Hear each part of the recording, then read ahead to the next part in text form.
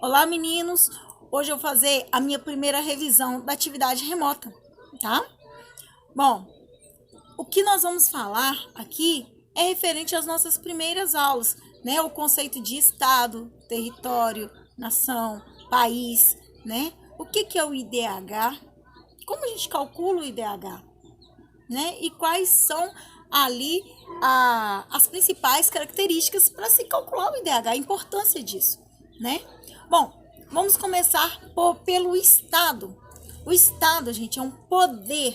Quando a gente fala em Estado, é o poder que vai estar fazendo as normas, as leis, que vai fazer nós, cidadãos, cumprir essas normas e leis que é imposta à população, tá? Então, no Estado nós vamos ter órgãos como legislativo, executivo, judiciário, que vão estar ali fazendo com que a população ela mantenha o que a gente tenta chamar de senso comum, né? Para a gente chegar assim a ter uma sociedade mais igualitária, né? O Estado ele vai impor normas e leis porque ele tem o poder para isso. O Estado não é uma pessoa só, tá? A pessoa ela pode deter o poder. Por exemplo, o presidente. O presidente ele detém um poder, mas o presidente em si ele não é o Estado. O Estado é um todo que vai deter esse poder, tá? Olha a diferença do poder do Estado. O Estado ele vai impor leis e normas que têm que ser seguidas. Na nossa casa a gente também tem normas, né? Não colocar o pé na mesa é uma norma que às vezes a mãe fala assim, não pode colocar o pé na mesa. Você coloca, a mãe, né, xingue tudo, mas depois você pede desculpa, tá tudo numa boa, né? Outro exemplo, né? Você tá num relacionamento, num namoro. Se o namoro, você tem o livre arbítrio se você quiser terminar ou não. Se você falar assim, não quero mais, você sai fora, né? A pessoa não é obrigada a cumprir com aquela norma dos dois entre si, né? Não tem essa obrigação, né? Ela tem a livre, espontânea arbítrio se ela quiser continuar ou não, tá? Porém, quando a gente fala de Estado, o Estado, ele tem algo a mais, né? Você é obrigado a cumprir o que o Estado detém. Um exemplo é, se você matar alguém, você não pode falar simplesmente assim, ah, não vou não, eu não quero ser preso não. Não, você tem leis ali que falam, ó, matou, então você vai ter que sofrer um processo e você vai ter consequências que você é obrigado a arcar com essas consequências. Então, o Estado, resumindo bem rapidinho, o Estado é o poder, tá, gente? É um poder. Bom, a nação. A nação somos nós brasileiros, nação brasileira.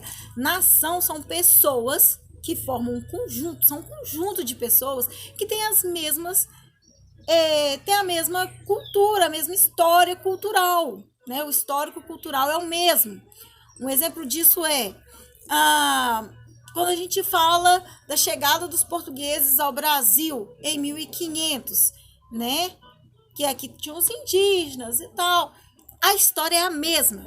Você pode estar no Paraná, você pode estar na Amazônia, você pode estar em Goiás, mas a história vai ser a mesma, que é a história do Brasil. Então, nós como nação, e a nação também ela fala a mesma língua. Então, a nossa língua oficial é a brasileira, é o português brasileiro, né? Nós não falamos também igual o português em Portugal, né? Nosso português, ele é riquíssimo, né? Ele é diferenciado e nós temos diversas culturas que vai fazer com que o nosso português brasileiro, ele seja assim tão extenso, né?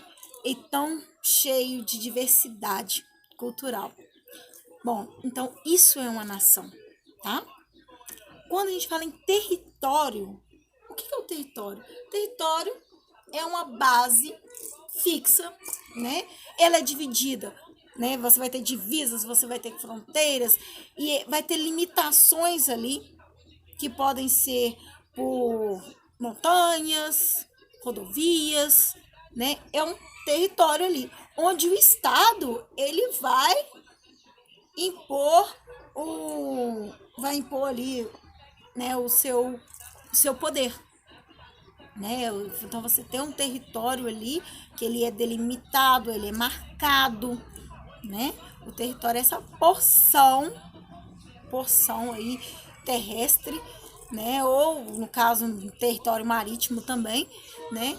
Então você vai ter ali com limitações, beleza?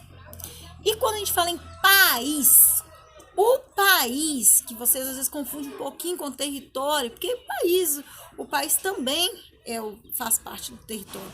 Porém, o país, quando a gente fala país, é porque você tem um estado ali onde vai exercer um poder, onde você vai ter os cidadãos daquela nação ali, que vai estar seguindo essas ordens, seguindo essas leis, né? O país, ele vai ter um estado regente ali, né? Então, não existe, por exemplo, um país que não tem um estado, né? Tranquilo? Bom, em falar em países, nós vimos, né, em aulas anteriores, que os países, eles são diferentes entre si.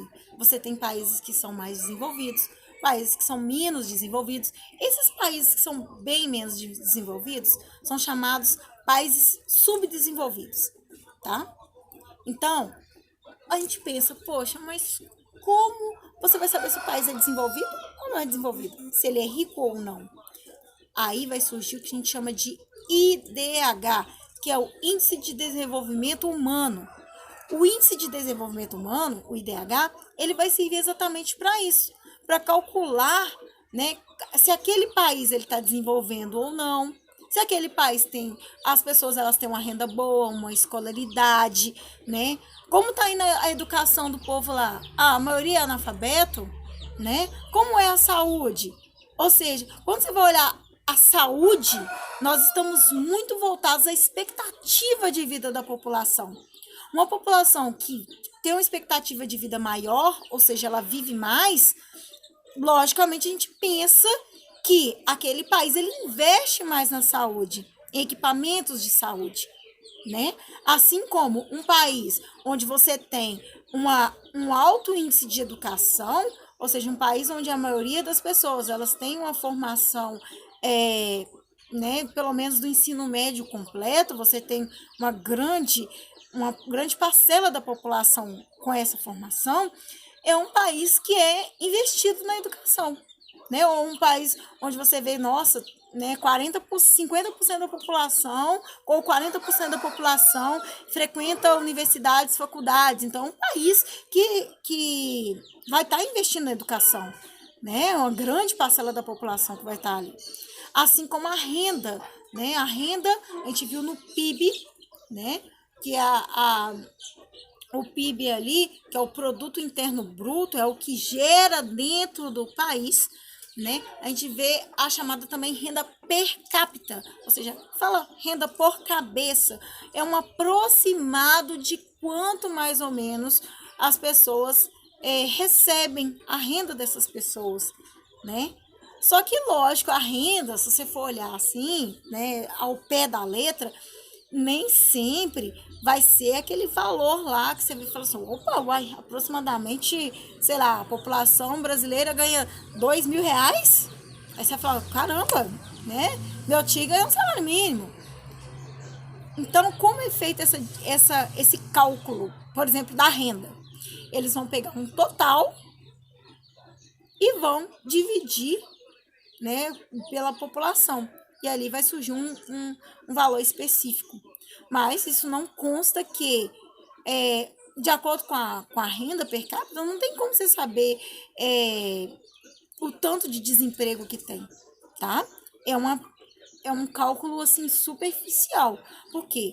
Vou dar um exemplo. Tem 5 pessoas. Dessas 5 pessoas, uma recebe R$ 50. Uma recebe 20 e as outras recebem 10. O total dá 100. Se fosse 100, dividido por 5 daria 20, certo? Só que lembra que essas 10 aqui não recebe 20, né? Não é igualitária essa divisão, porque essa daqui está recebendo 50, ela não vai querer receber 20, né? Então é um cálculo superficial de renda, tá? Só para vocês entenderem aí no sentido prático do IDH, tá? Bom, e o IDH, ele também, para você saber se, mas poxa, tá escrito lá, sei lá, 0,930. Como é que eu vou saber se esse país é desenvolvido ou não?